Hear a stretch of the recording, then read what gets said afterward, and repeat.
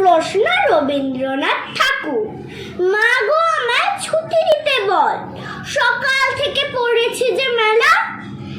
এখন আমি তোমার ঘরে বসে করব শুধু পড়া পড়া খেলা। তুমি বলছো দুপুর এখন সবে, না হয় যেন সত্যি হলো তাই। একদিনও কি দুপুর বেলা হলে বিকেল হলো মনে করতে নাই।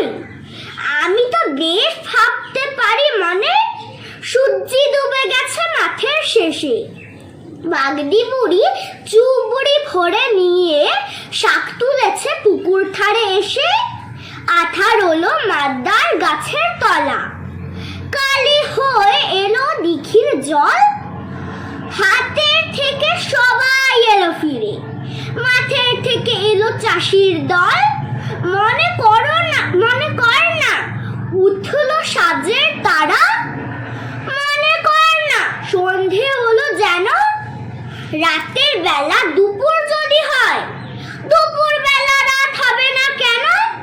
নমস্কার, আমার আজকের এই ভিডিওটা যদি তোমাদের ভালো লাগে তাহলে লাইক, শেয়ার আর ভালো ভালো কমেন্ট করতে কিন্তু ভুলো না। আর আমার চ্যানেলটাকে একটা সাবস্ক্রাইব করে দিও, আর নিচে থাকা বেল আইকনটা প্রেস করো যাতে তোমরা আমার সব ভিডিও দেখতে পারো।